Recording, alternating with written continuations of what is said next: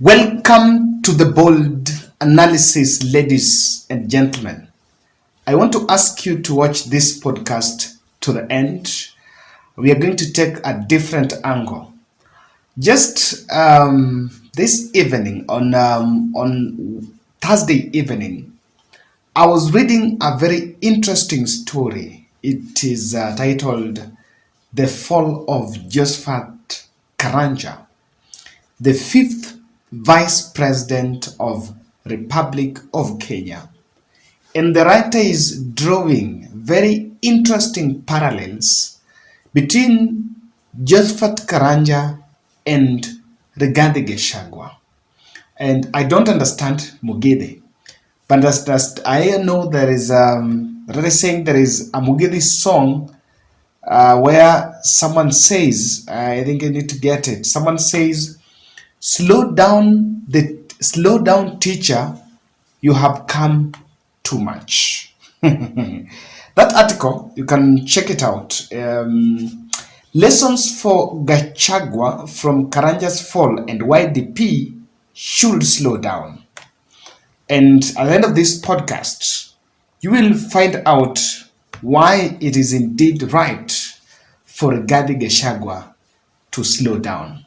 So this is a bit from a literature of what happened to a leader.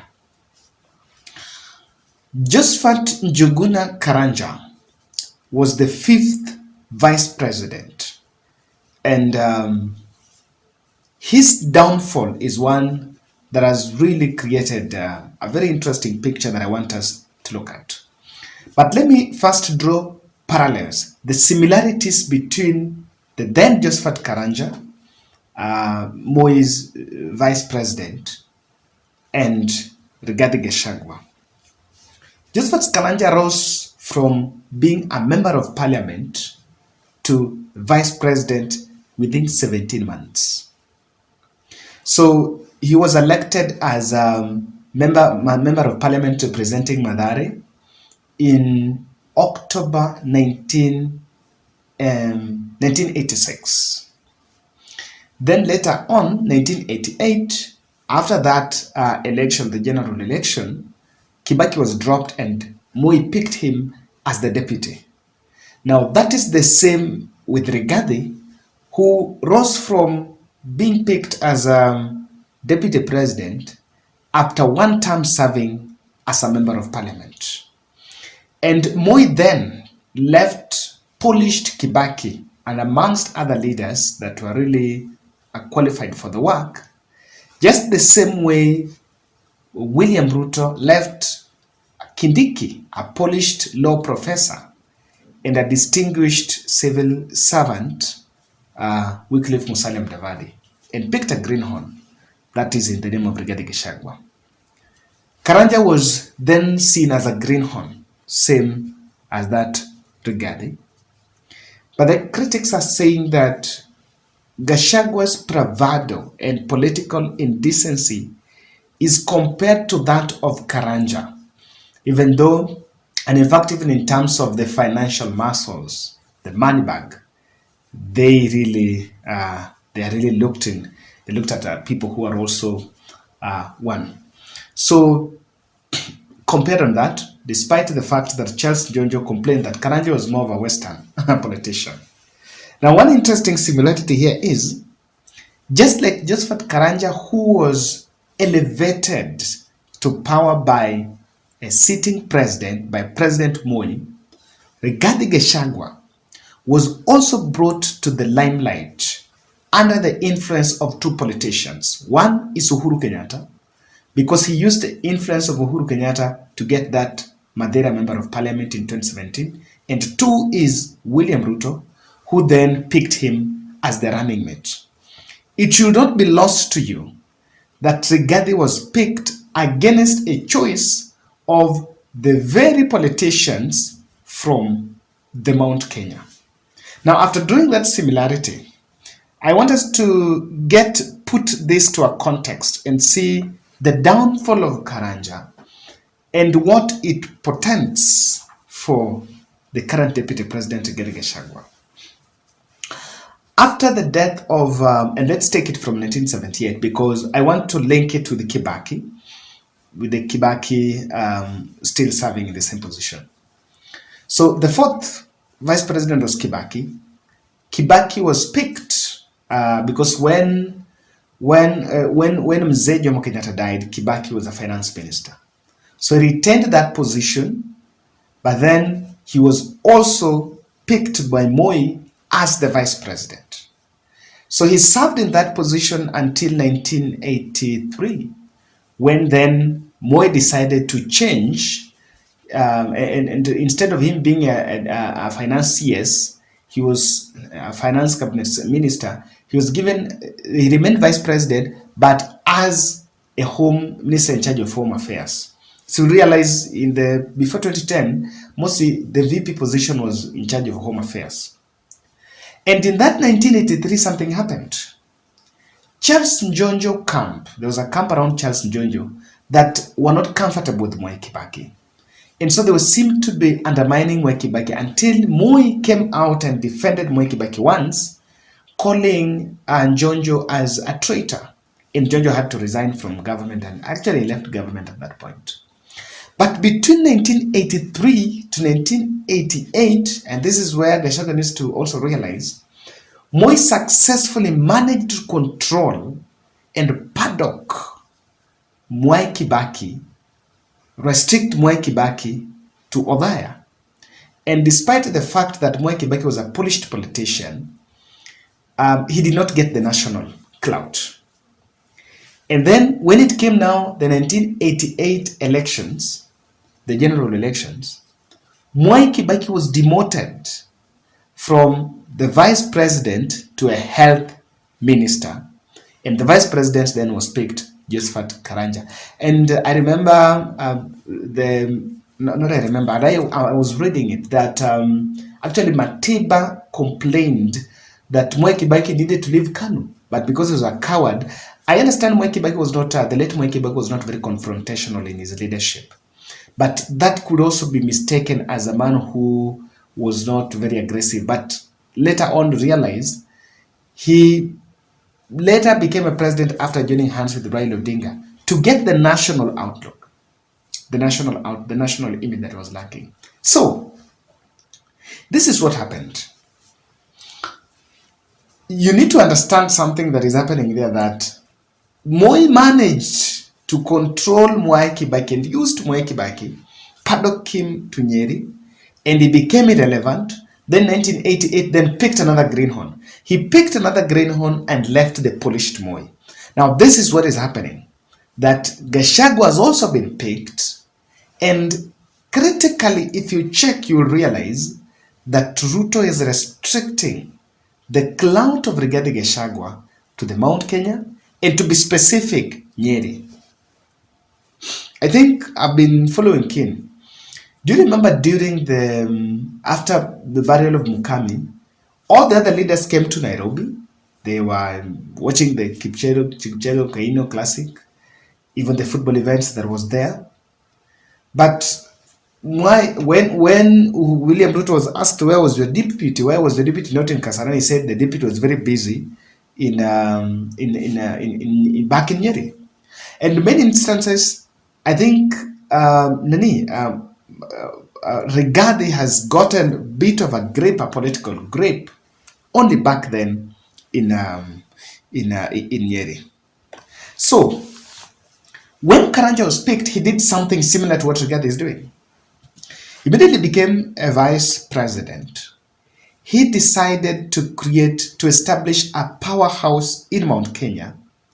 And that powerhouse was to move the unity push between, in Kikuyu, I know there is something. What constitutes Gema is Kikuyu, Embu, Meru. I don't know, the G stands for what, someone can tell me. So they know those subsections. So when they merge together is what forms the Gema. So he decided also to do the project of bringing the unity in the region, but largely it was understood as just creating a power base. And so those around Moi, handlers, became very uncomfortable. It is similar to what Rigathi now is doing, of trying to establish a power base in Mount Kenya so that he can become the fulcrum in which the region's politics rotate.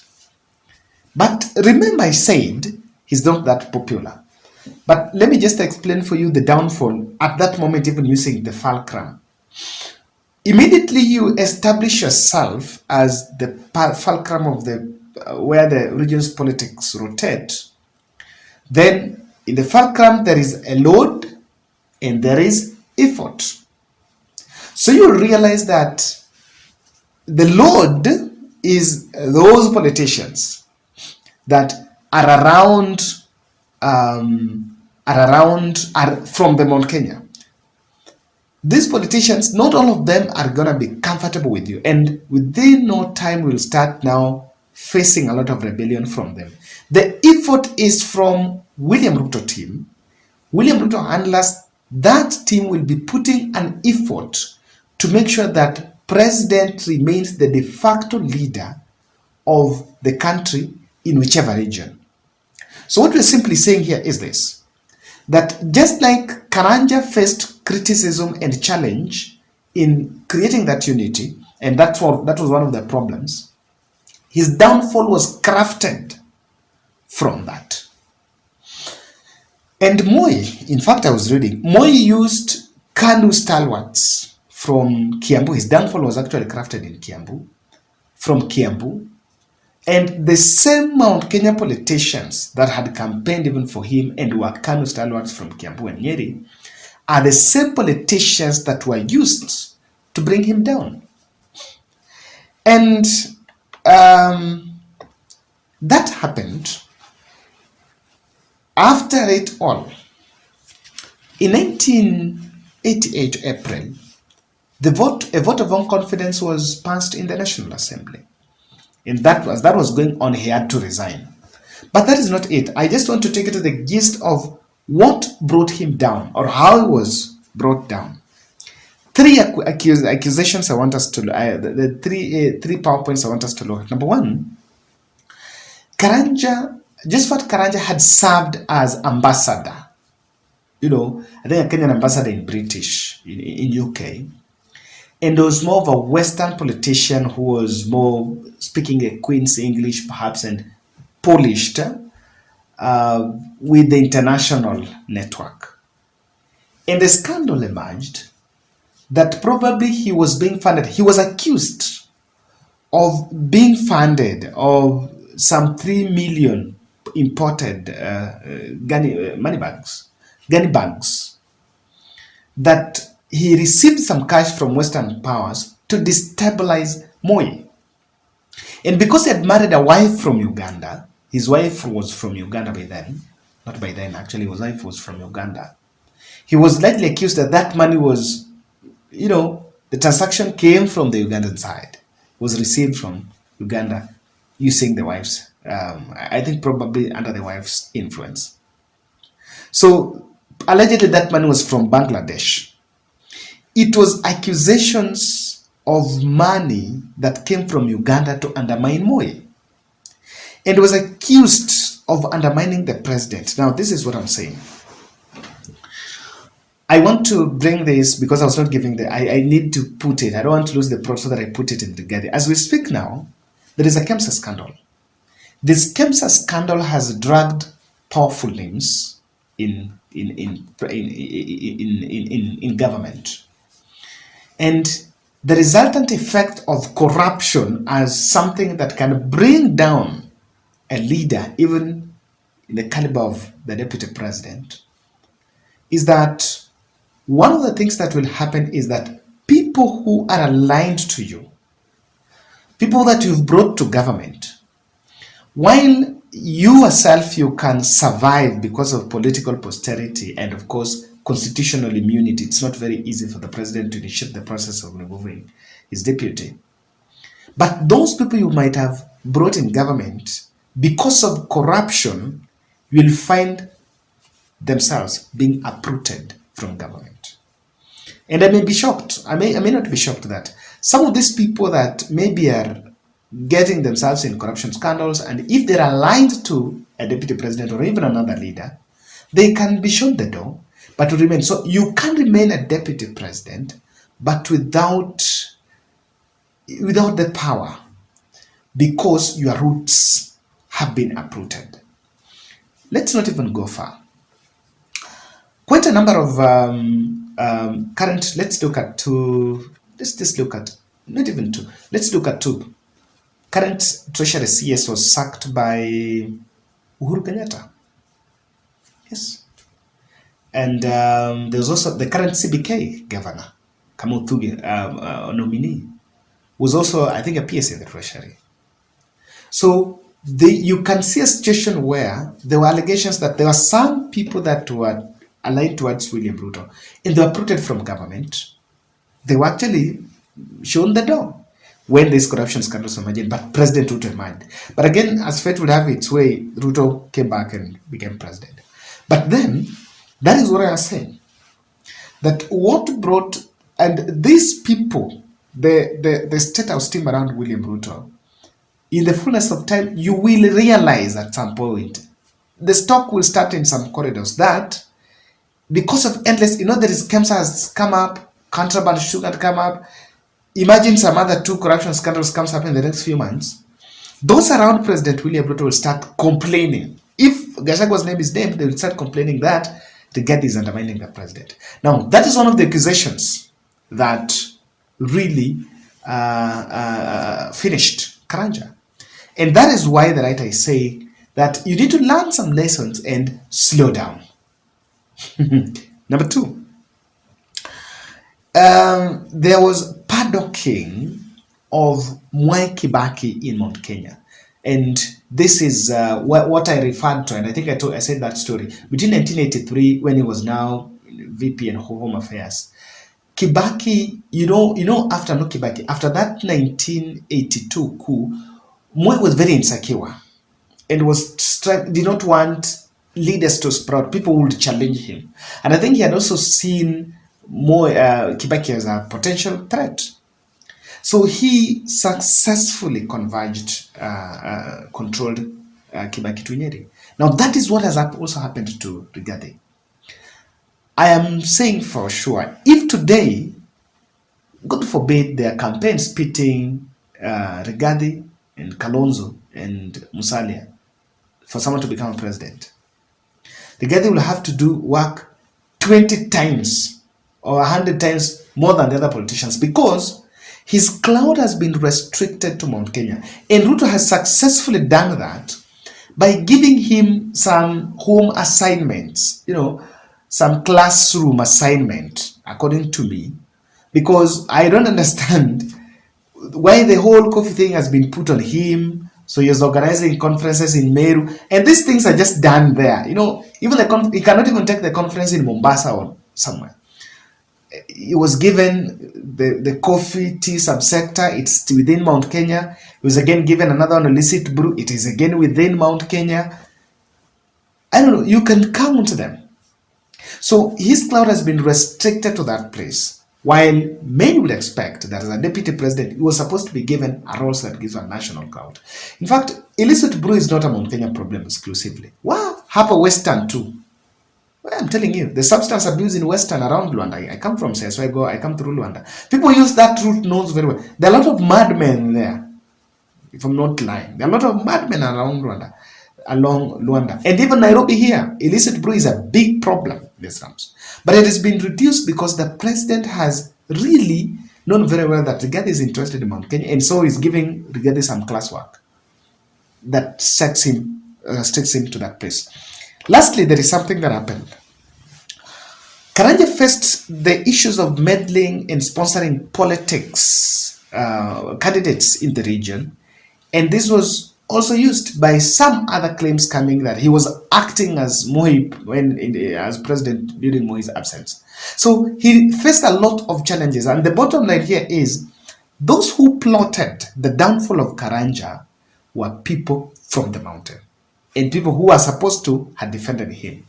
And so my pitch on why the writer is also saying Rigathi must go down is he must be wary of the snakes that can be unleashed on him from whichever corner. And you may never know. Uhuru Kenyatta is still around. William Ruto, you never know.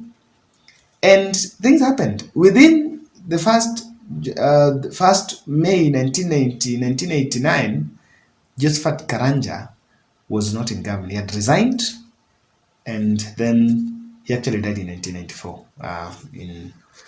He succumbed to cancer. So, ladies and gentlemen, that's my take. I hope you can also, this is an analysis for the mature guys, the guys who like now the stories. You can also give me your input here so that I know it will help building the depth and the contents of what we will also do in future. Thank you.